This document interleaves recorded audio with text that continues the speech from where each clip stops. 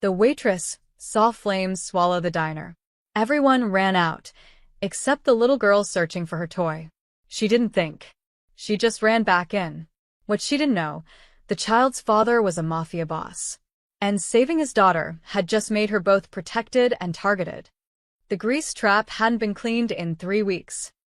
Maya noticed it when she clocked in at 4 p.m., the same way she noticed everything at Rose's diner that management ignored.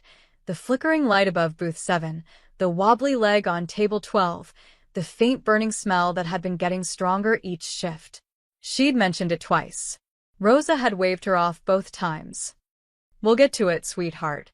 We'll get to it." Now it was 11:47 p.m., and Maya was wiping down the counter with hands that ached from a double shift. Her tips sat crumpled in her apron pocket. $63, enough for groceries and maybe, if she was lucky, $20 toward next month's rent.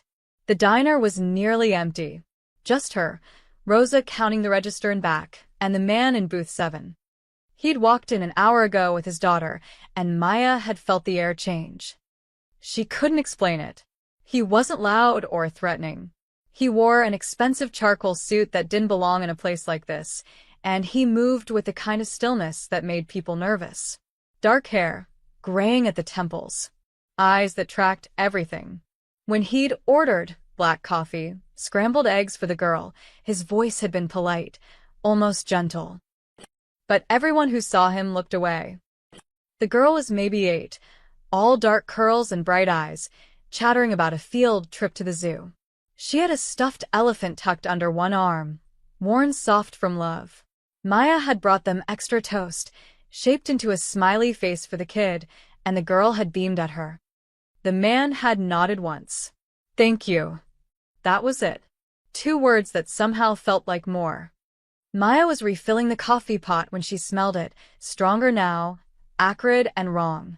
She turned toward the kitchen just as the first wisp of smoke curled through the order window. "Rosa," she called. The smoke thickened. Fast. Too fast. Maya's heart kicked against her ribs. She dropped the coffee pot and ran toward the kitchen, shoving through the swinging door. The grill was fine. The fryer was off. But behind the stove, where the wiring met the grease trap, orange flames were crawling up the wall like living things. "Fire!" Maya screamed. "Rosa, get out!" Rosa stumbled from the back office, eyes wide with panic. Maya grabbed the extinguisher from the wall, aimed, and squeezed. White foam sprayed across the flames, but they were already spreading, feeding on old grease and peeling paint. The foam wasn't enough. "Call 911. Maya choked out, smoke burning her throat. "Go!" Rosa ran for the phone. Maya backed out of the kitchen, coughing, eyes streaming. The diner was filling with smoke now, thick and gray. Through the haze, she saw the man in booth 7 standing, phone already pressed to his ear, his other hand on his daughter's shoulder. "Everyone out!" Maya shouted, gesturing toward the door. "Now!" The man moved immediately, guiding his daughter toward the exit. But halfway there, the girl twisted in his grip, her face crumpling. "Mr. Snuggles," she cried, pointing back toward their booth. The stuffed elephant sat abandoned on the cracked vinyl seat. "Leah, no," the man started, but the girl was already running, small legs pumping, disappearing into the smoke. Maya didn't think. She just moved. She plunged back into the gray fog, one arm over her mouth, squinting against the sting. The heat was intense now, the fire roaring behind the kitchen door. She could hear the girl coughing, crying, somewhere near booth 7. "I've got you," Maya called, following the sound. She found her crouched by the booth, clutching the elephant, tears streaming down her soot-stained face. Maya scooped her up, God, she was so small, and turned back toward where the door should be. But the smoke was everywhere now, disorienting. The ceiling groaned. Maya ran blind, holding the girl tight against her chest, one hand stretched out in front. Her shin cracked against a table. She stumbled, caught herself, kept moving. Then she saw it, the red glow of the exit sign. 5 more steps. 4. 3. The ceiling made a sound like thunder. Maya dove forward, twisting midair to take the impact on her shoulder as burning drywall crashed down behind them. Pain exploded through her back, hot and sharp. She rolled, protecting the girl, and then hands were on her, strong hands, pulling them both through the doorway and into the cold night air. Maya collapsed on the sidewalk, gasping. The girl still clutched against her. Sirens wailed in the distance, getting closer. Leah. Leah, look at me. The man was on his knees beside them, face pale, hands trembling as he reached for his daughter. The girl released Maya and threw herself into her father's arms, sobbing into his chest. He held her like she was the only thing in the world that mattered. Maya tried to sit up, but her head spun. The man looked at her over his daughter's curls, and something shifted in his dark eyes, something raw and unguarded. "You saved her," he said, voice rough. "You saved my daughter." Maya's lungs burned. She couldn't find words. Fire trucks screeched to a halt, firefighters jumping out, shouting orders. Paramedics rushed over with oxygen masks and blankets. Maya let them guide her to the ambulance, still coughing, still shaking. As they loaded her into the back, she heard two firefighters talking near the engine. "That's Vittorio Romano," one muttered, nodding toward the man holding his daughter. Jesus Christ. "That's actually him." Romano? "You mean?" Yeah. "That Romano." The other firefighter went quiet. Maya's blood turned to ice. She knew that name. Everyone in the city knew that name. The Romanos weren't just criminals, they were the criminals, the family that owned half the city's underground and probably more of the legitimate side than anyone wanted to admit. And she'd just saved the daughter of their boss. The ambulance doors closed, and Maya stared at the ceiling, her heart pounding for entirely different reasons now. What had she just done? The hospital smelled like antiseptic and bad coffee.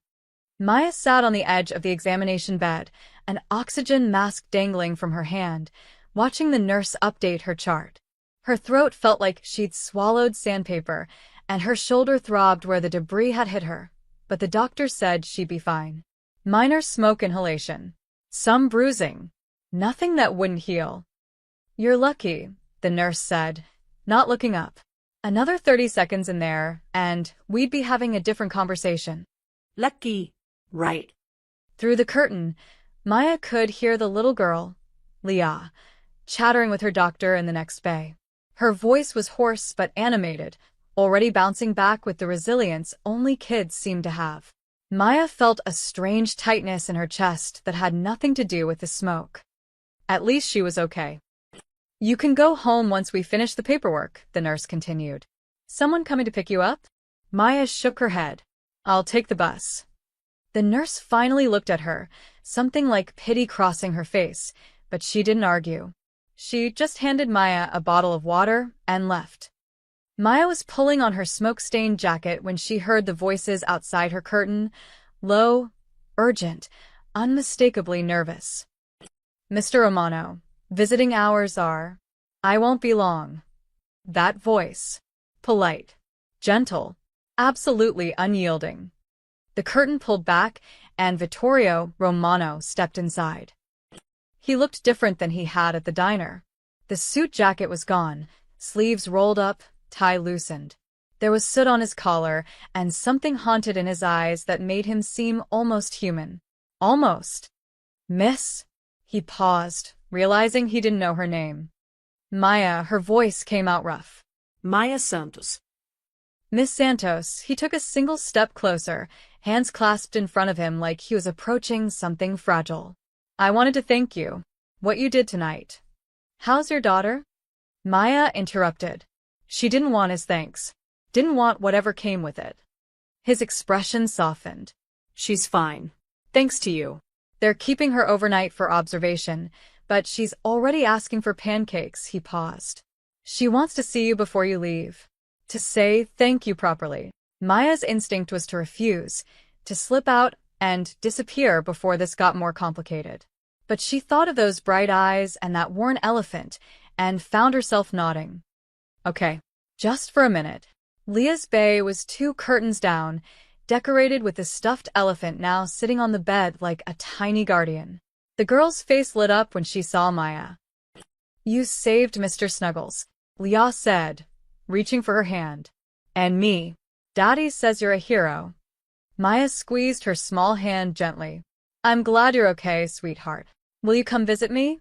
When I'm not in the hospital, we could have a tea party. A real one, with cookies." Maya's throat tightened. "Maybe someday." Vittoria walked her to the elevator afterward, silent until the doors opened. "If you ever need anything," he said quietly, pressing a card into her hand.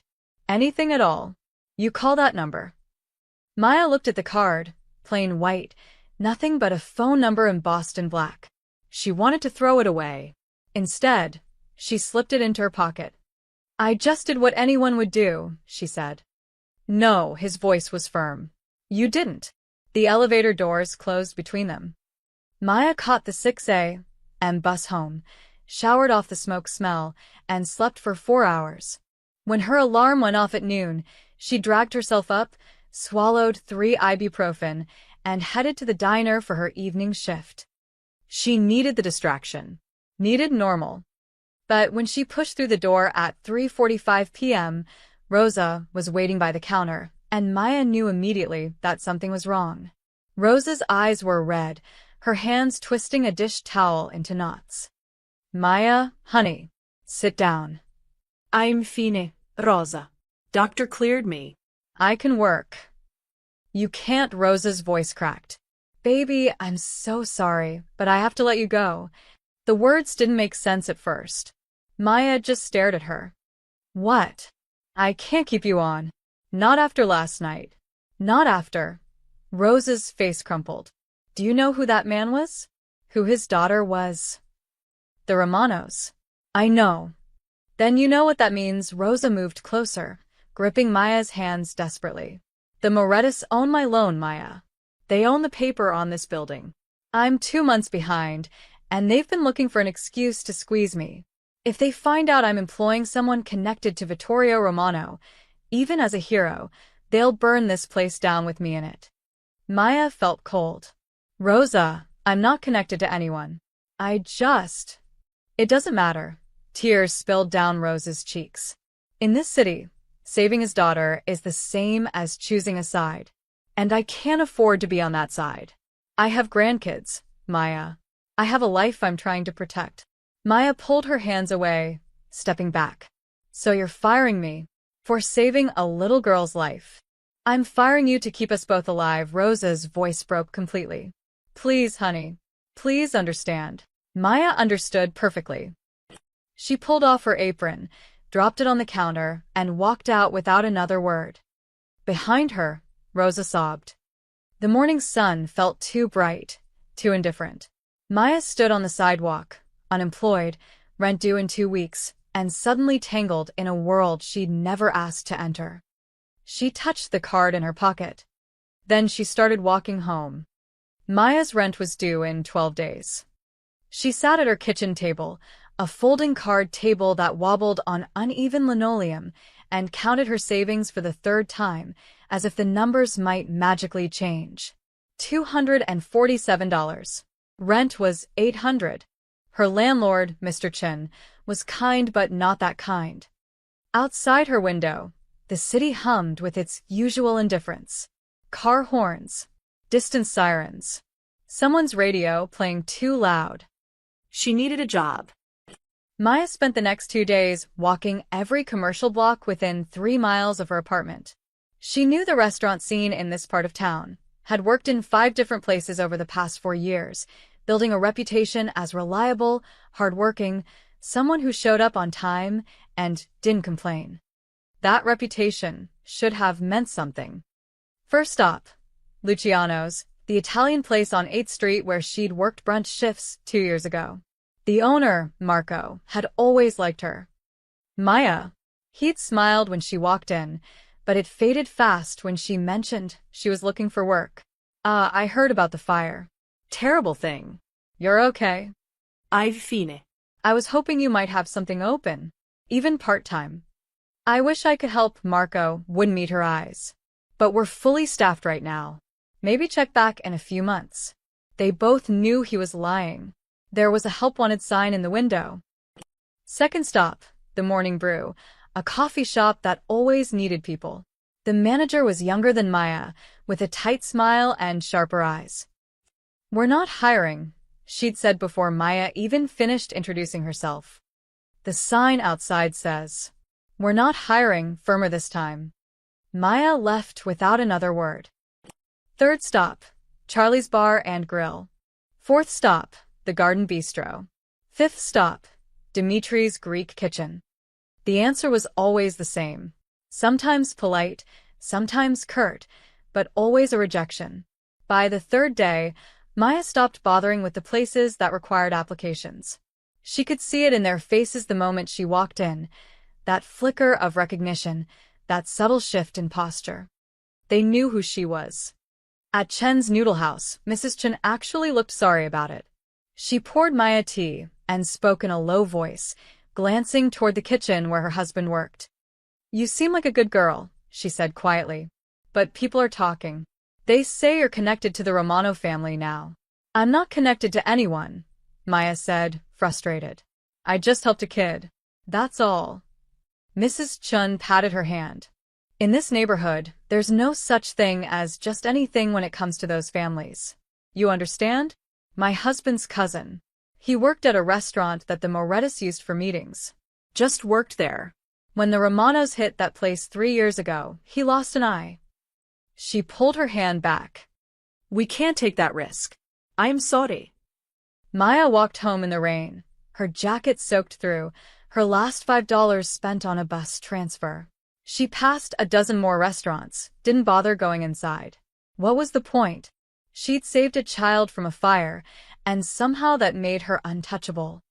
That night, Maya sat in her apartment and stared at the business card she'd sworn she wouldn't use. Plain white.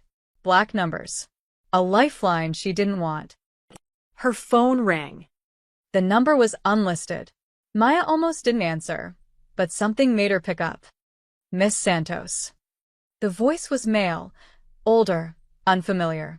My name is Frank DeLuca. I manage Rossetti's Steakhouse downtown. I heard you're looking for work. Maya's heart jumped. Yes. Yes, I am. Great. We need someone for evening shifts, 5 days a week. Experienced servers only. Pay is $18 an hour plus tips. When can you start? It was too good. Too perfect. Too convenient. Mr. DeLuca, can I ask how you heard about me? There was a pause. Does it matter? You need work, I need staff. Simple as that. Did someone ask you to call me? Another pause, longer this time. When he spoke again, his voice had changed, still polite, but strained. Look, Miss Santos, I'm offering you a good job. You want it or not? Maya's hands were shaking. Who asked you to hire me? Was it Vittorio Romano? The line went dead. She tried calling back. The number went straight to voicemail, a generic automated message, no name. Maya set the phone down and pressed her palms against her eyes. She understood now. It wasn't just that people were afraid to hire her. Someone was making sure they didn't. And the one person who might have helped, who might have used his influence to get her work, would only make things worse. Any job that came from Vittorio Romano would mark her permanently as his. She was trapped, saved a life, and ended up in a cage. Maya made mac and cheese from a box for dinner, one of 6 boxes left in her cupboard, and tried to figure out her next move. She could leave the city, maybe. Start over somewhere the Romano name meant nothing. But she had $70 in her bank account and no car. She was still sitting there, bowl untouched, when her apartment building's fire alarm started screaming. Maya's blood turned to ice. Not again. She grabbed her phone and ran for the door, her mind already racing with one terrible thought.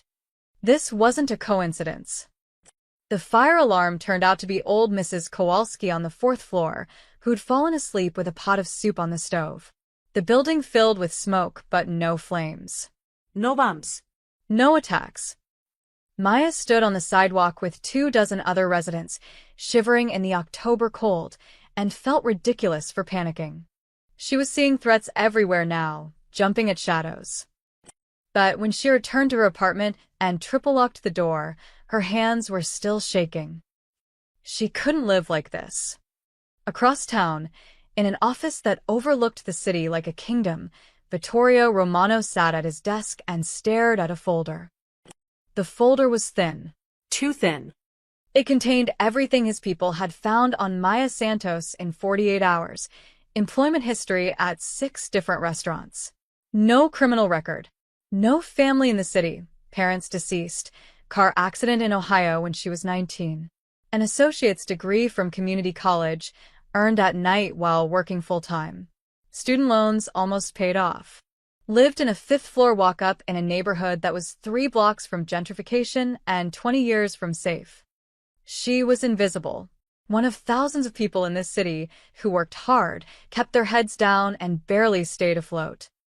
She'd also risked her life for his daughter without hesitation, and now she was paying the price. She's been turned away from 11 places in 3 days, said Marco, his head of security, standing across the desk. Marco was 52, built like a wall, and had been with the family since Vittorio's father ran things. Word spread fast.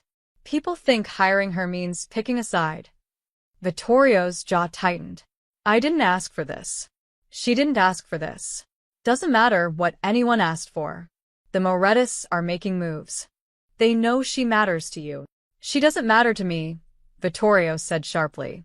I don't even know her. She's just someone who did something decent. Marco raised an eyebrow but said nothing. Vittorio stood and walked to the window. Below, the city stretched out in all directions, his city, in ways both legitimate and otherwise. He'd spent 20 years building power, consolidating control, keeping the peace through careful balance and strategic force. He didn't do sentiment. Couldn't afford to. But when he closed his eyes, he saw Leah's face in that hospital bed, chattering about tea parties and cookies with the woman who'd saved her life. Find out what she needs, Vittorio said quietly, discreetly. No direct contact. Just make sure she's okay. Boss. I know what you're going to say. I know it's complicated. But I'm not going to let someone suffer for saving my daughter. Find a way. Marco nodded slowly. And if the Morettis make a move on her? Vittorio turned from the window, his expression cold. Then we'll have a different conversation. Maya was coming back from another failed job interview, a diner in Queens that had suddenly filled the position the moment she walked in, when she noticed the car. Black sedan. Tinted windows. Parked across from her building. She'd seen it yesterday too in the same spot. And maybe the day before, though she hadn't paid attention then. Maya's stomach dropped. She walked past her building, keeping her pace steady, and turned the corner. The sedan didn't follow. She circled the block, came up the alley side, and slipped in through the back entrance. In her apartment, she stood away from the windows and called the one person she knew who understood how this world worked. Rosa answered on the 3rd ring.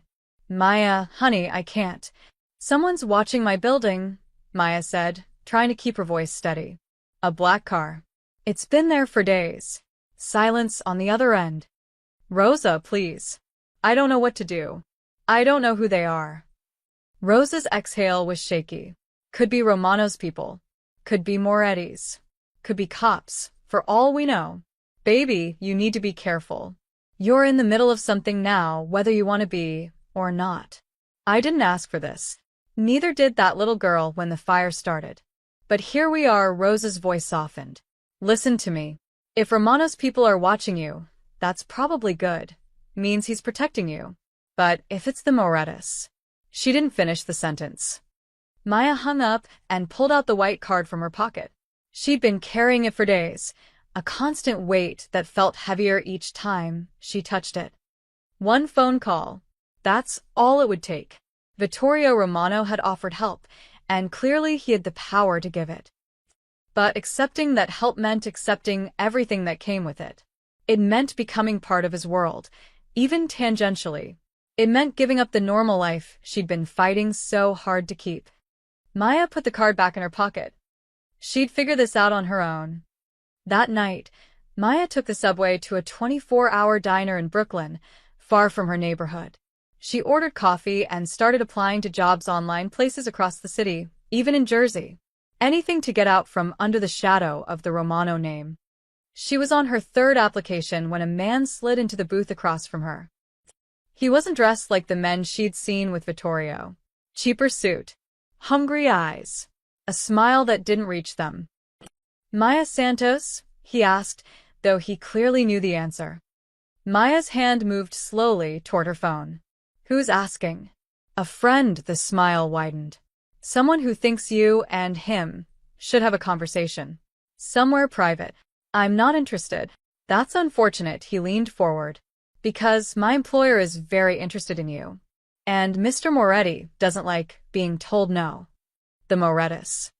Maya's blood ran cold, but she kept her voice steady. "Tell Mr. Moretti I'm nobody. I'm not involved in whatever war he's fighting." "You saved Romano's daughter. That makes you involved." He stood up. "We'll be in touch, Miss Santos." Soon. He walked out, leaving Maya alone with her coffee and the terrible understanding that her choices had just run out. She pulled out the white card one more time. And this time she made the call. The phone rang 3 times before someone picked up. No greeting. Just silence, waiting. "This is Maya Santos," she said, hating how small her voice sounded. "I need." "Someone just approached me." A man. He said he worked for Moretti. "Where are you?" The voice was male, clipped, professional. "Not Vittorio." "Brooklyn. A diner on 4th Avenue near." "Stay there. Someone will pick you up in 10 minutes. Black SUV. The driver will use the name you gave your stuffed animal as a child." Maya's mouth went dry. "How do you?" The line went dead. She sat frozen, her coffee going cold. They knew about Patches, the rabbit she'd had when she was 6. They'd researched her that deeply, that personally. The thought should have terrified her, but right now it felt like the only solid thing in a world that had gone sideways. 9 minutes later, a black SUV pulled up outside. The window rolled down, and a woman with sharp eyes and sharper cheekbones looked at her through the glass. "Patches," the woman said. Maya grabbed her bag and ran. They didn't take her to wherever she'd expected. No dark warehouse, no intimidating office. Instead, the SUV drove to a residential street in Park Slope, stopping in front of a brownstone with flower boxes in the windows. "Safe house," the woman said, opening Maya's door. "You'll stay here tonight. Mr. Romano will contact you in the morning." "I don't want to stay anywhere. I just need." "You called us, Miss Santos." "That man who approached you? He's a scout. The Morettis know where you live, where you go, what bus you take. If you go home tonight, they'll be waiting." The woman's expression softened slightly. "This isn't a prison, but it's the smart choice." Maya followed her inside because she was right, and they both knew it. The house was surprisingly normal. Comfortable furniture, a kitchen that smelled like someone had cooked dinner recently, books on the shelves. A woman in her 60s was watching a crime show in the living room and barely looked up when they entered. "Upstairs, second door on the left," the driver said. "There's a bathroom attached. Help yourself to anything in the kitchen. Try to get some sleep." Then she left, and Maya was alone in a stranger's house, protected by a man she'd met once, from people who wanted to use her as a pawn in a war she didn't understand. She didn't sleep. At 2:47 a.m., Maya was sitting by the window, watching the empty street, when her phone buzzed. Unknown number. She almost ignored it, then saw the message. "Still awake?" There. Her fingers hovered over the keyboard. Finally, she typed. Can't sleep. "This is insane." The response came quickly. "I know. I'm sorry you're in this position. You didn't put me here. I did it to myself. You saved my daughter. That's not something to apologize for." Maya stared at the screen, then typed. "What do the Morettis want?" 3 dots appeared, disappeared, appeared again. "Leverage. They think if they have you, they have a way to hurt me. They're wrong. but they'll try anyway. So what happens now? Now you're protected until this is resolved. And how long will that take? This time, the pause was longer. I don't know, but I promise you, this will end.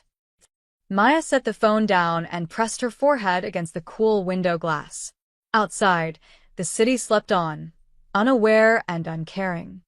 The next morning, Maya was eating toast in the kitchen when the older woman finally spoke to her. "You're the one who saved the little girl," she said, not a question. Maya nodded. Good, the woman poured herself coffee. World needs more people who do the right thing, even when it's stupid.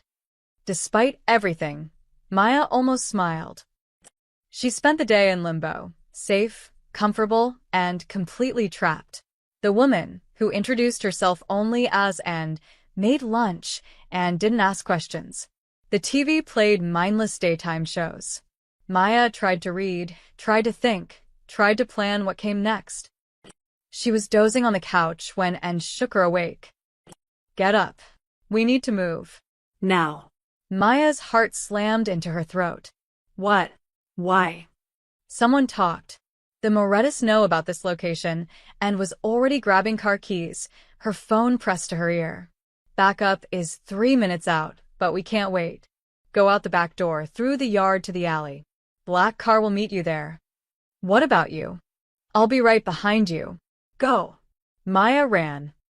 She burst through the back door into a small garden, jumped the low fence, and sprinted into the alley. No black car, just shadows and dumpsters, and her own ragged breathing. Footsteps behind her, heavy, fast, multiple people. Maya ran harder, her sneakers slapping against pavement. The alley opened onto a side street. She could see lights, traffic, people, safety in numbers. She was 10 feet from the street when someone grabbed her from behind. Maya screamed, thrashing, but the grip was iron. A hand clamped over her mouth.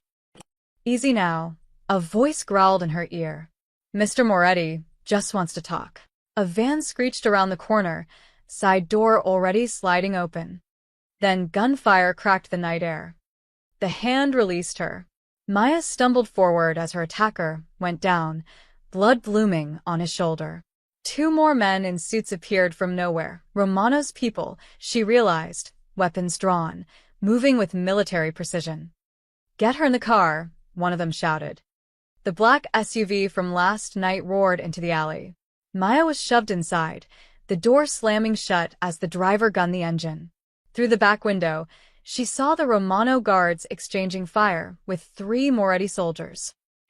The woman from yesterday was in the passenger seat, already on the phone. "We've got her. Heading to location Bravo." "Yes, sir." She turned to look at Maya, and for the first time, there was something like sympathy in her eyes. "Welcome to the war, Miss Santos." Location Bravo turned out to be a tea house. Maya stared through the SUV window at the small, unassuming building with its painted sign and lace curtains. After the gunfire, the blood, the sheer terror of nearly being kidnapped, she'd expected a fortress. Instead, they'd driven 40 minutes to a quiet street in a suburban neighborhood where the biggest threat appeared to be overpriced scones. "You're joking," she said. "Mr. Romano's waiting inside," the driver said, ignoring her tone. "He specifically requested somewhere." Non threatening. "After I was just almost kidnapped." "That's exactly why. He wants you to understand that he's not forcing anything. This is a conversation, not a cage." The woman met her eyes in the rear-view mirror. "You're free to walk away, Miss Santos. But I'd recommend hearing him out first." Maya's hands were still shaking from the adrenaline. Her shoulder hurt where she'd been grabbed. She could still hear the gunshots echoing in her head. But she got out of the car. The tea house was nearly empty, an elderly couple in the corner, a woman reading a book by the window, and Vittorio Romano at a table in the back, looking oddly out of place in his expensive suit surrounded by floral tablecloths and ceramic teapots. He stood when she approached. No guards visible, though Maya suspected they were close. "Miss Santos, please sit." He gestured to the chair across from him. "Would you like tea? Coffee?" They make excellent apple turnovers here. Maya sat because her legs felt unsteady. I was almost kidnapped 20 minutes ago. I know. I'm sorry, his expression was genuinely troubled. My people were supposed to move you before the Morettis located the safe house. We had a leak. It's been handled. Handled, Maya repeated flatly. The person who gave up your location is no longer in my employment. He poured tea from a blue ceramic pot, chamomile from the smell. I need you to understand something.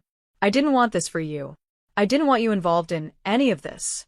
But my gratitude put a target on your back, and now I have a responsibility to keep you safe. Your gratitude, Maya's voice shook. I saved your daughter because she's a child who is in danger. That's it. I didn't ask for protection or gratitude, or to become a chess piece in whatever game you're playing with the Morettis. I know, he set the teapot down carefully. And if I could undo it, if I could make them forget you exist, I would. But I can't. They've decided you're valuable, which makes you vulnerable. Maya wrapped her hands around the teacup he'd poured, needing something to hold on to. So, what now? I hide forever? Change my name, and move to Alaska. If that's what you want, I can arrange it. New identity, new city, enough money to start over. You'd be safe, he paused. But they might still look for you. The Morettis are persistent, and they have resources. And the other option? You accept my protection until this situation is resolved. I have a place outside the city, quiet, secure, comfortable. You'd be safe there while I handle the Moretti problem. Handle it how? Vittorio's jaw tightened. You don't need to know the details. If I'm accepting your help, I do, Maya leaned forward. I'm not naive. I know what you are, what you do. If people are going to die because of me. No one is going to die because of you, he interrupted, his voice firm. People might die because the Morettis tried to use an innocent woman as leverage. People might die because they attacked my family. But those are consequences of their choices, not yours. He spoke like a father, Maya realized. Not a crime lord making threats, but a parent explaining difficult truths. It should have made him less intimidating. Somehow, it made him more real. I just want my life back, she said quietly. I want to go to work, pay my rent, be invisible again. I understand. And I promise you, that's the goal. But right now, invisible isn't safe. He reached into his jacket. Maya tensed and pulled out a phone. He scrolled for a moment, then turned it toward her. A video played, Leah in a bright room, drawing at a table. She looked up at the camera and waved. Miss Maya. Daddy said you might be sad, so I drew you a picture. It's us at the diner, but it's not on fire. And look, she held up a crayon drawing of two stick figures, one small with dark curls, one taller with a ponytail, both smiling enormous smiles. You have a cape because you're a superhero. The video ended. Maya's throat was tight. That's not fair. I know, Vittorio pocketed the phone. But it's true. She asks about you every day. Wants to know if you're okay, if you're coming to visit, if you like the same kind of cookies she does. He paused. You didn't just save her life, Miss Santos. You showed her what kindness looks like. In my world, that's rare. Maya stared at her tea, watching the steam curl and dissipate. She thought about her empty apartment, the jobs that wouldn't hire her, the car that had been watching her building, the man in the diner with hungry eyes, and the hand that had clamped over her mouth in the alley. She thought about a little girl with a stuffed elephant and a drawing of a superhero in a cape. If I stay in this safe house, Maya said slowly, what are the rules? Vittorio's shoulders relaxed slightly. You're not a prisoner. You're a guest. You can leave whenever you want, though I'd ask you to coordinate with my security team. You can have visitors if you'd like, though we'd need to vet them first for your safety. And Leah? Something shifted in his expression, surprise, maybe, or hope. She would love to visit. If you're comfortable with that. Maya nodded slowly. Okay, I'll stay. but only until this is over.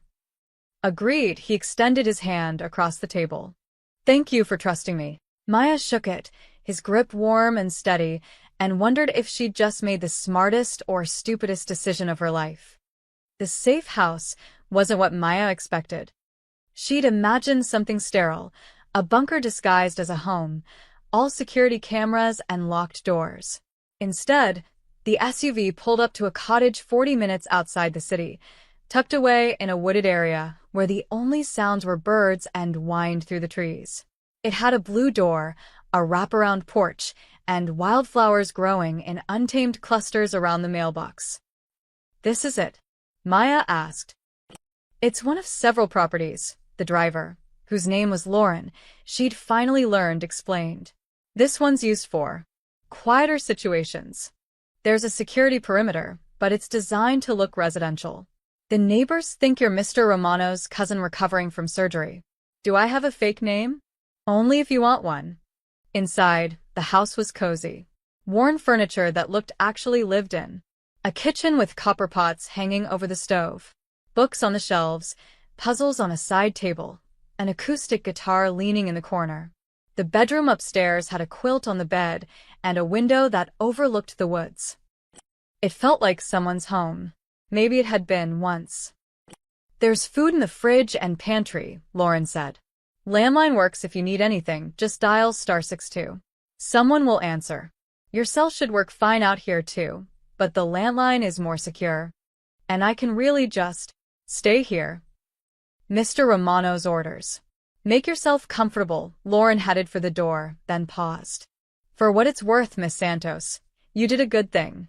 Not many people would have run into that fire." Then she was gone, and Maya was alone.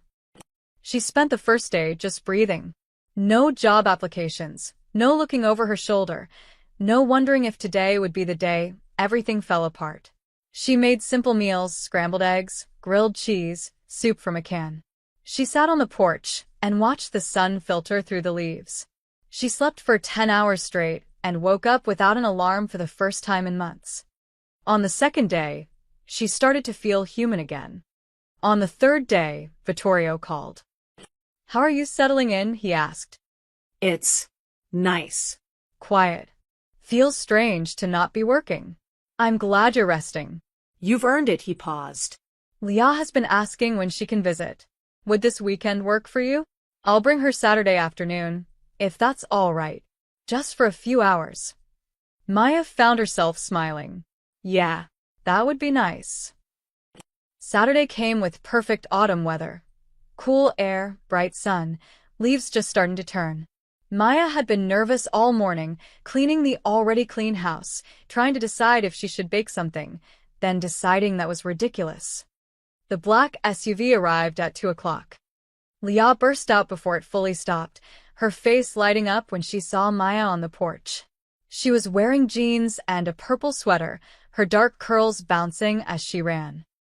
"Miss Maya." Maya caught her in a hug, and suddenly the past week felt worth it. The fear, the uncertainty, the upheaval, all of it faded against the simple joy of this little girl's laughter. "I brought Mr. Snuggles," Leah announced, holding up the stuffed elephant. "And Daddy packed cookies, but I'm not supposed to tell you they're store-bought." Vittorio emerged from the SUV, carrying a bag and looking sheepish. "I don't bake." "That's okay," Maya said. "Neither do I." But she'd looked up a simple recipe that morning, and there was sugar cookie dough in the fridge waiting to be rolled out. They spent the afternoon in the kitchen, flour everywhere, cookie cutters in shapes of stars and hearts and cats, Leah standing on a step stool narrating every step like a cooking show host. "And now we add the sprinkles," she said seriously, dumping half the container onto one cookie. "More sprinkles means more delicious." "That's science." "That's definitely science," Maya agreed, catching Vittorio's eye. He was leaning against the counter, sleeves rolled up, watching his daughter with an expression so tender it made Maya's chest ache. This was a side of him no one probably saw, not the crime boss, not the feared Romano patriarch, just a father watching his child be happy. "Daddy, you have to make one too," Leah insisted. "I'm supervising." "That's boring." Leah grabbed his hand, pulling him over. "Make a dinosaur. Please." He couldn't say no to her. Maya watched him carefully cut out a T-Rex shape, his large hands surprisingly gentle with the dough, and felt something shift inside her chest. These were good people. Complicated, dangerous, living in a world she didn't understand, but good. After the cookies were in the oven, they went outside. The property had a small pond at the edge of the woods, and Leah was fascinated by everything: the frogs, the dragonflies, the way the water reflected the trees. "Can we come back next weekend?" she asked, skipping between Maya and her father. "Please?" "If Miss Maya doesn't mind," Vittorio said, looking at her over Leah's head. "I don't mind," Maya said, and meant it. They ate warm cookies at the kitchen table while Leah told elaborate stories about her school friends and her art class and a movie she'd seen about talking cars. Vittorio asked Maya about her favorite books, her childhood in Ohio, the places she'd always wanted to visit but never had the chance. It was normal. Startlingly, wonderfully normal. As the sun started setting, Leah's energy finally flagged. She curled up on the couch with Mr. Snuggles, her eyes drooping. "We should go," Vittorio said quietly. "Let you have your evening." Maya walked them to the door.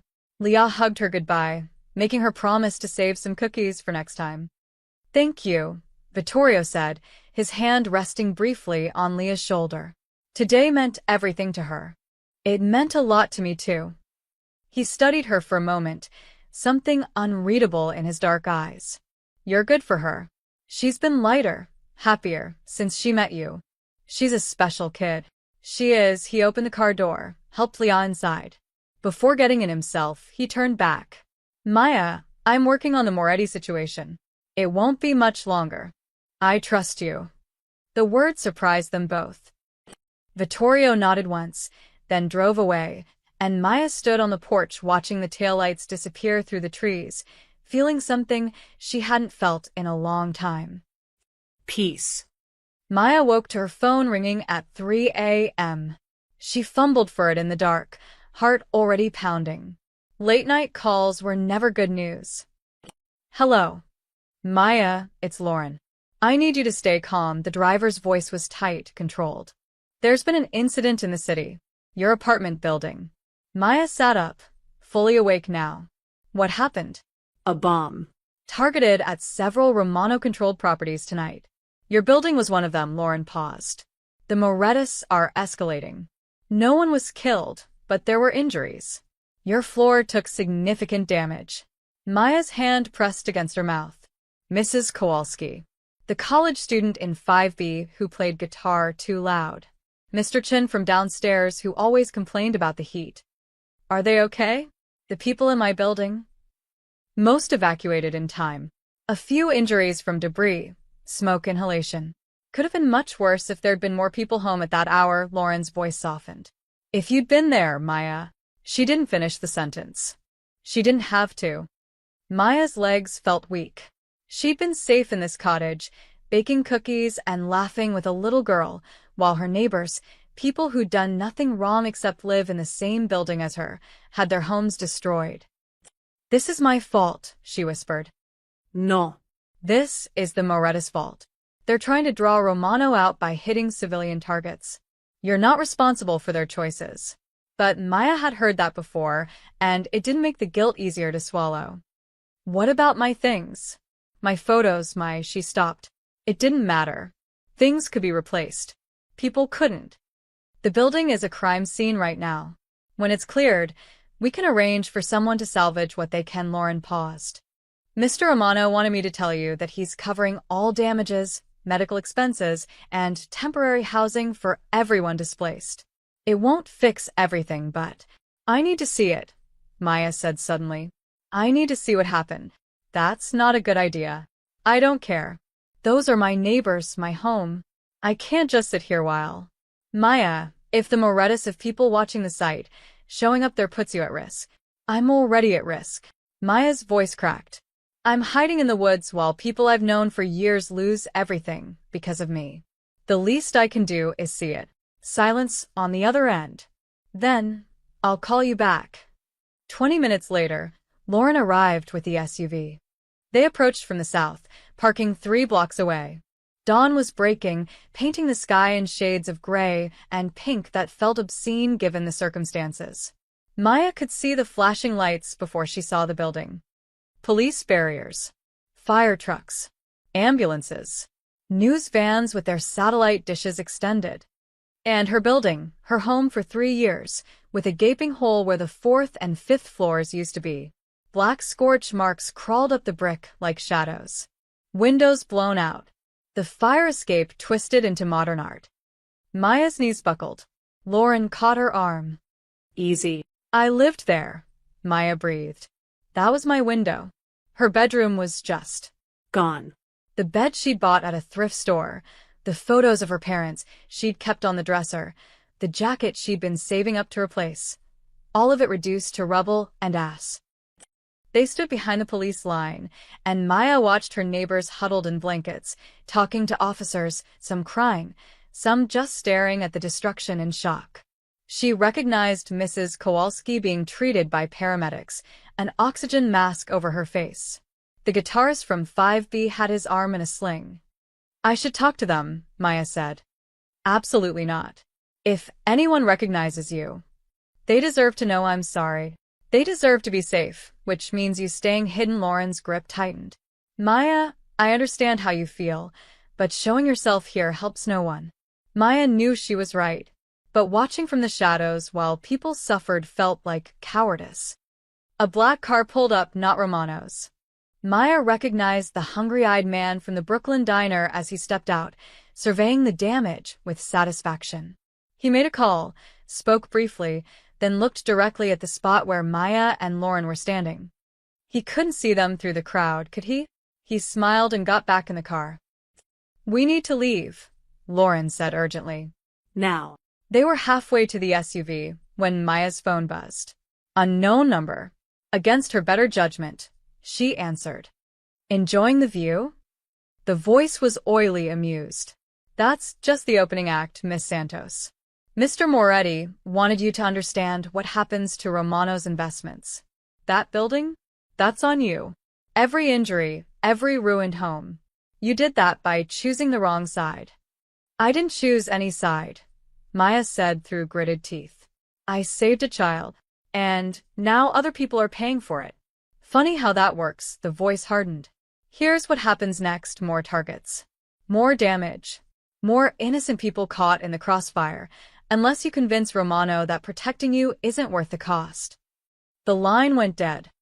Maya stood frozen on the sidewalk, rage and helplessness warring inside her chest. What did they say? Lauren asked. They're going to keep hurting people until Vittorio stops protecting me. Maya's hands clenched into fists. They're using me as bait. Then we make sure they can't find you. But Maya wasn't thinking about hiding anymore. She was thinking about the smile on that man's face, the satisfaction in his voice, the casual cruelty of people who destroyed lives as strategy. She was thinking about Vittorio's card and his promise. This will end. Take me back to the cottage, Maya said quietly. I need to make a call. Lauren studied her face, then nodded. As they drove away from the ruins of her old life, Maya made a decision. She was done being a victim, done being a pawn. If she was going to be part of this war, she was going to fight back. Vittorio arrived at the cottage within 2 hours of her call. Maya heard the car pull up and met him at the door. He looked different than he had during the weekend visit, the careful warmth replaced with something harder, more controlled. This was the man who ran an empire, not the father who'd helped his daughter decorate cookies. You saw the building, he said. Not a question. Lauren took me. I needed to see it. Maya stepped aside to let him in. People I know were hurt because of me. People you know were hurt because the Morettis are animals who target civilians. He moved to the window, hands in his pockets, tension in every line of his body. This is exactly what they wanted, to make you feel responsible, to drive a wedge between us. It's working. He turned sharply. Maya. No, listen, she crossed her arms, trying to keep her voice steady. That man called me. He said they'll keep attacking until you decide I'm not worth protecting. How many more people have to suffer before we admit he's right? He's not right. Vittorio's voice was quiet but firm. Giving in to terrorists, and that's what this is. Terrorism doesn't stop them. It emboldens them. Today it's you. Tomorrow it's someone else. The Morettas have been looking for an excuse to move against my family for years. You're just the catalyst they chose. So, what do? I hide here forever while they blow up buildings. No, he moved closer, his dark eyes intense. You stay safe while I remove the threat. Permanently. The weight of that word hung in the air between them. How? Maya asked quietly. You said you wanted to know the details if you accepted my help. Do you still want that? Maya thought of Mrs. Kowalski's oxygen mask, the guitarist's broken arm, the smoking hole where her bedroom used to be. She thought of Leah's bright smile and the man with hungry eyes who'd threatened her in the diner. Yes. Vittorio gestured to the couch, and they sat. He didn't touch her, kept a respectful distance, but his presence filled the room. The Morettas make their money through construction contracts, gambling, and extortion, he began. They've been trying to expand into territories my family controls for the past decade. Usually we maintain balance. They stay in their lane, we stay in ours. But their current boss, Vincent Moretti, is ambitious and reckless. And now he sees me as an opportunity. Yes. He thinks if he can either take you, or make me look weak for protecting a civilian, he can justify a larger move against my operations. Vittorio's jaw tightened. He's wrong, but he's caused enough damage that a response is necessary. What kind of response? I have people working on several fronts. Financial pressure. The Morettas have overextended themselves on a development project in Queens. If certain loans are called in and permits delayed, they'll face bankruptcy. He ticked off points on his fingers. Legal pressure. The FBI has been building a case against Vincent's brother for racketeering. With the right information provided anonymously, that case becomes much stronger. Political pressure. Several city council members who've been in the Morettas' pocket are about to find themselves facing very public scandals. Maya stared at him. You can do all that. I've been doing this for 20 years, Maya. I didn't get here by being impulsive. His expression softened slightly. I'm not my father. I don't start wars I can't win, and I don't spill blood if there's another way. But I need time to execute this properly, which means keeping you safe until the Morettas are too busy trying to save themselves to worry about you. How long? A few weeks. Maybe a month. He met her eyes. I know that seems like forever when you're watching your life fall apart. But I promise you, this will end. And when it does, you'll be able to go home. I don't have a home anymore. The words came out more bitter than she intended. It's rubble. Then we'll build you a new one. He said it like it was simple, like replacing an entire life was just a matter of logistics. Maybe for him it was. Maya leaned back against the couch, exhausted. I feel so useless here. Just waiting while other people fix my problems. You're not useless. You're being smart. Vittorio hesitated, then added. And you're giving Leah something she's never had before. What's that? Someone outside this world who cares about her. His voice was quiet now, almost vulnerable. Everyone in her life is either family or connected to the business. She's been raised around guards and careful conversations, and the knowledge that her last name makes her a target. But you met her as just a little girl who needed help. No agenda. No fear. Just kindness. Maya's throat tightened. She's easy to care about. She is. But most people don't see past who her father is. He stood, moving back to the window. After her mother died, cancer 3 years ago, Leah became even more isolated. I've tried to give her as normal a life as possible, but normal is hard in my world. I'm sorry. About your wife. Thank you. He was quiet for a moment. Isabella would have liked you. She always said I needed to surround myself with people who'd tell me the truth instead of what I wanted to hear. Is that what I do? You called me out for making this situation my responsibility. You demanded details instead of accepting easy answers. You risked your life for a child you didn't know. He looked back at her. Yes. That's exactly what you do. A phone buzzed. Vittorio checked it, and his expression hardened. I need to go. There's a situation that requires my attention. He headed for the door, then paused. Leah wants to visit again next weekend. She's been talking nonstop about the cookies and the pond. Would that be all right? Despite everything, the fear, the anger, the uncertainty, Maya smiled. Yeah. Tell her I'll teach her how to make frosting this time. She'll be thrilled. His expression softened. Thank you, Maya. For understanding. For being patient. For being here. Then he was gone, and Maya was alone again in the quiet cottage. She looked around at this temporary sanctuary, at the life on hold, at the uncertain future stretching ahead. And for the first time since the fire, she felt something like hope. The weeks that followed passed in a strange, suspended rhythm. Maya settled into the cottage like it was temporary home, because that's what it was. She read books from the shelves, learned to play 3 chords on the guitar, took long walks through the woods with Lauren trailing at a discreet distance. She video-called Rosa, who cried with relief that Maya was safe and whispered that the diner had received an anonymous payment covering all her debts to the Morettas. I don't know how, Rosa had said, her voice shaking, but someone made them forgive everything. I'm free, baby. After 10 years, I'm finally free. Maya knew exactly how, but she didn't say. Leah visited every weekend, sometimes with her father, sometimes with a kind-eyed woman named Marie, who Vittorio introduced as Leah's nanny.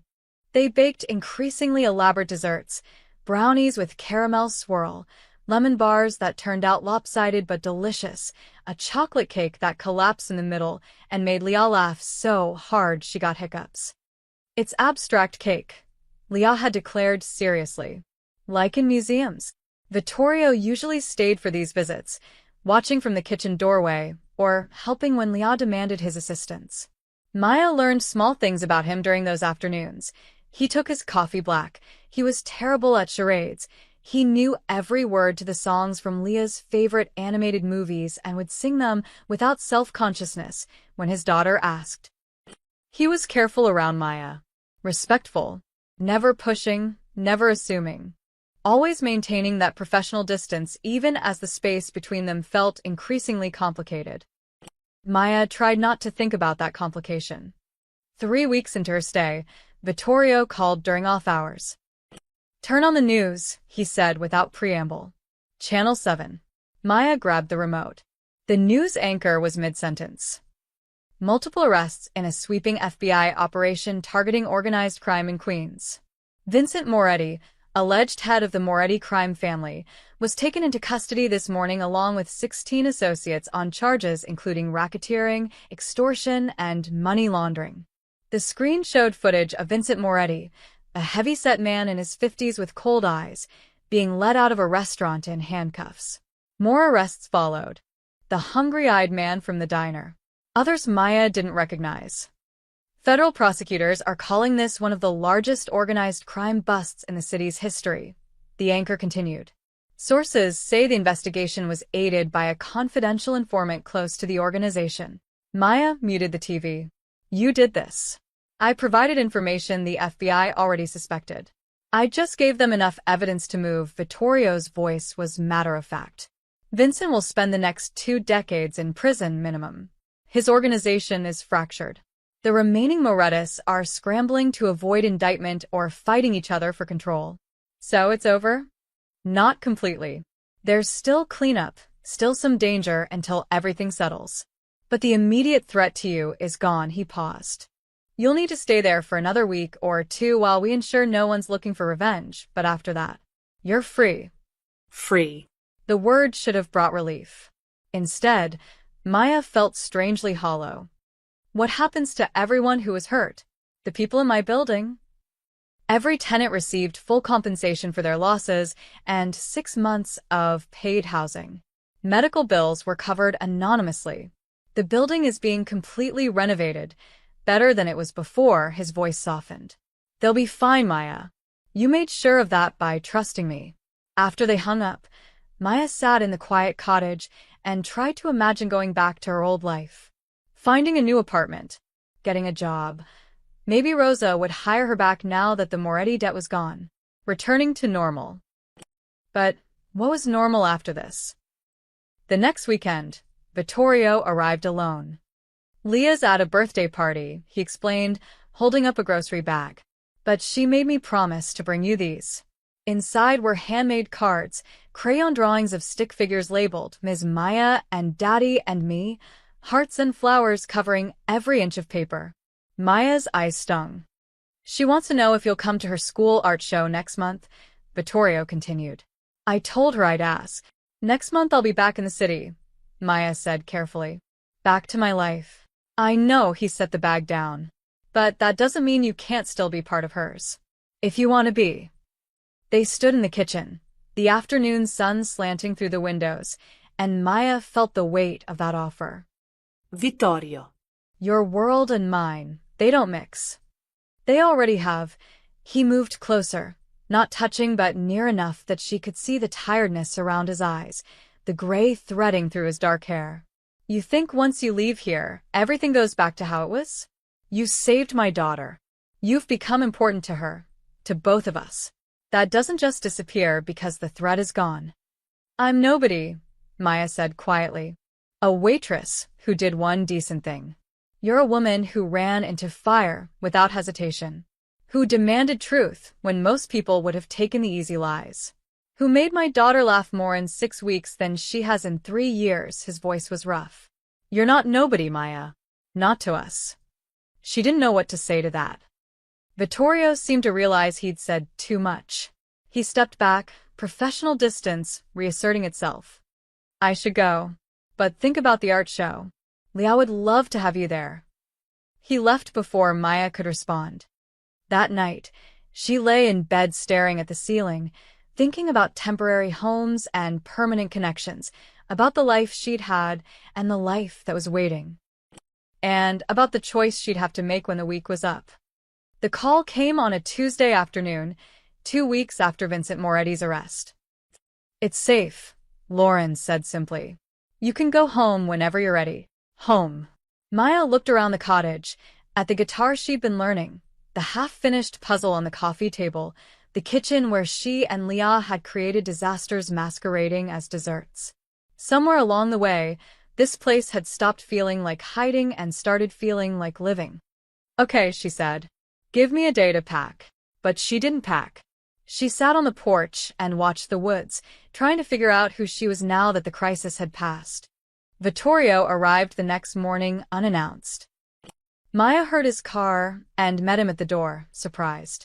I thought Lauren was picking me up this afternoon. She was. I asked if I could come instead. He looked uncertain in a way she'd never seen before. Do you have a few minutes? I'd like to talk before you leave. They walked to the pond, following the path Leah always insisted on taking. The autumn air was crisp, leaves crunching under their feet. Neither spoke until they reached the water's edge. I owe you an apology, Vittorio said finally, for everything that happened. The fire wasn't your fault, but everything after, the targeting, the bombing, the upheaval of your entire life, that was because of who I am. Because saving Leah connected you to me. You didn't do those things. The Morettis did. But they did them because of me. He picked up a smooth stone, turned it over in his hands. I've spent my whole life building walls between my world and the normal one, trying to keep people like Leah safe from the consequences of what I do. But those walls don't always hold. Maya watched him, this complicated man who'd orchestrated the downfall of an entire criminal organization to protect people he barely knew. What are you really trying to say? He threw the stone. It skipped twice before sinking. That you deserve better than what I can offer. You deserve a simple life, safety, normalcy. Not weekly security checks and the constant knowledge that knowing me puts a target on your back. He turned to face her. So, when you leave today, I won't contact you again unless you reach out first. No obligations. No expectations. Just freedom. Maya's chest tightened. And Leah? Pain flickered across his face. I'll explain to her that you needed to go back to your life. She'll understand eventually. Will she? Maya's voice was sharper than intended. She's 8, Vittorio. She lost her mother 3 years ago, and now the person she's been asking about every day is just going to disappear? What's the alternative? You become a permanent part of our lives? You accept that every relationship you have will be scrutinized, that you'll always need to be careful, that normal will never really exist again. His voice rose slightly. I won't trap you in my world, Maya. I won't do that to you. What if I want to be trapped? The words came out before she could stop them. Vittorio stared at her. What? Maya took a breath. For 6 weeks, I've been waiting for my old life back. My apartment, my job, my routine. But the truth is, that life was just survival. Wake up, work, sleep, repeat. I was invisible, and I told myself that was safety, when really, it was just loneliness. She moved closer to him, the words tumbling out now. Here, even while hiding, I felt more alive than I have in years. I've had purpose, connection. I've watched a little girl laugh and seen her father be gentle and realized that maybe the normal I've been chasing isn't actually what I want anymore. Maya. Let me finish, she held up a hand. I'm not saying I want to be part of your business or your world. I don't. But I'm also not ready to walk away from you, and Leal like these past weeks didn't matter. Vittorio was quiet for a long moment, his dark eyes searching her face. What do you want? He asked finally. If you could have anything, no danger, no complications, what would your life look like? Maya had never let herself think about it. Want felt dangerous when survival took all your energy. But standing here, with the autumn sun filtering through the trees and this man looking at her like her answer actually mattered, she let herself dream. Something small, she said quietly. Something warm. A place where people feel welcome, where the coffee's always hot and everything smells like fresh bread. I've always thought about opening a bakery, nothing fancy, just neighborhood-sized. Somewhere people come not just for food, but because it feels like home. She laughed self-consciously. That probably sounds stupid. It doesn't. His voice was rough. It sounds perfect. It's also impossible.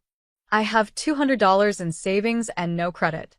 Banks don't exactly line up to give loans to unemployed waitresses with bombed-out apartments. Vittorio was quiet, but something shifted in his expression.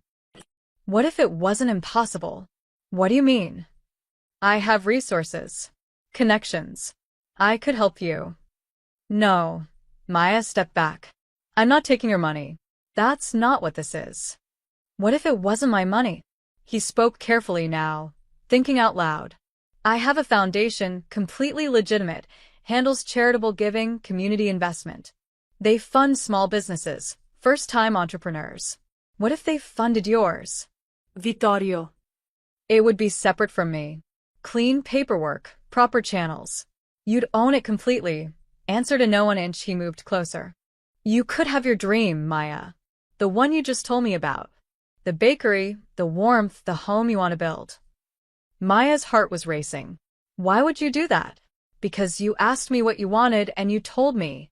And because he hesitated, vulnerability crossing his face. Because you saved my daughter, and I haven't figured out how to thank you for that. But mostly because you deserve to have something that's yours. The offer hung between them, enormous and terrifying and impossibly tempting. I need to think about it, Maya said finally. Take all the time you need. Vittorio pulled out his phone, typed something, then showed her the screen. That's the foundation director's contact. When you're ready, if you're ready, call her. No pressure. No strines. Maya looked at the information, then at him. And Leah's art show. His face softened. 2 weeks from Thursday. 7 p.m. She'd love to see you there. I'll think about that too. They walked back to the cottage in companionable silence. When Lauren arrived to drive Maya back to the city, Vittorio helped load her few belongings into the car. Before she got in, he caught her hand briefly. Whatever you decide, he said quietly, thank you. For everything. Then he let go, and Maya climbed into the SUV. As they pulled away, she looked back once. Vittorio stood in front of the cottage, hands in his pockets, watching her leave. Maya turned forward and pulled out her phone, staring at the foundation director's contact information. A bakery. Her own place. A dream that had always seemed impossible. She had 2 weeks to decide if she was brave enough to reach for it. 6 months later. The bell above the door chimed, a soft, welcoming sound. and Maya looked up from the counter where she was arranging fresh loaves of sourdough. "Be right with you," she called. The bakery was small, just like she'd imagined. 12 tables, mismatched chairs she'd found at estate sales and refinished herself, walls painted a warm cream color that caught the morning light. The display case held crusty baguettes, chocolate croissants, cinnamon rolls that people lined up for on weekends, and the lemon bars that had become her signature item. The sign outside, hand-painted by a local artist, read, "Maya's Hearth."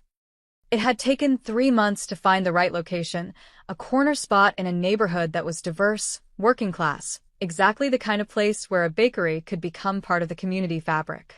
Another 2 months to renovate, to install the ovens, to get the permits and licenses. The foundation had been exactly what Vittorio promised, legitimate, professional, completely separate from him.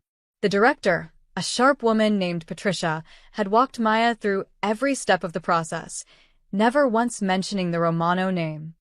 Maya owned it, all of it, her dream, her risk, her reward. The first customer of the day was Mr. Chin from her old building, who tracked her down a month after opening. Best coffee in the borough, he declared every time he visited, which was 3 times a week now. The morning rush came next, construction workers grabbing coffee and muffins, nurses from the nearby hospital stopping by after night shifts, students camping out with laptops and buying refills. Maya moved through it all with practiced ease, remembering orders, learning names, creating exactly the warm, welcoming space she described by the pond. At noon, during the lunch lull, the bell chimed again. Maya turned and felt her heart lift. Leah burst through the door, her hair in braids now, wearing jeans and a t-shirt with a cartoon cat on it. She was carrying a folder stuffed with papers. "Miss Maya, guess what? I got an A on my book report. And look," she pulled out a drawing of the bakery, complete with tiny details like the window boxes Maya had planted with herbs. "I drew your place for art class. It's beautiful." Maya came around the counter and hugged her. "The best thing I've seen all day." Vittorio entered behind his daughter, and Maya's breath caught slightly the way it always did when she saw him. He was in casual clothes today, jeans, a dark sweater, looking more like a regular father than a man who dismantled a criminal empire. "Sorry to drop in unannounced," he said. Leah insisted. "You never need to announce," Maya said, meaning it. "The usual? Please." While Leah settled at their favorite table by the window, Maya had mentally labeled it Leah's table. Weeks ago, Vittorio approached the counter. "Business is good?" he asked quietly. "Better than good. We're actually profitable as of last month." Maya poured his black coffee, added steamed milk and honey to Leah's hot chocolate. "Patricia said that's rare for a first-year business. You did that. Not the money, not the foundation. You." Their fingers brushed as she handed him the cups, and the moment stretched between them, familiar, comfortable, still laced with something neither of them had quite named. Over the past months, they'd settled into a rhythm. Vittorio and Leah came by once a week, sometimes twice. Never demanding, never assuming, just present. Maya had gone to Leah's art show, then her school play, then her 9th birthday party at a bowling alley where Maya had laughed harder than she had in years. They'd become friends. Or something like it.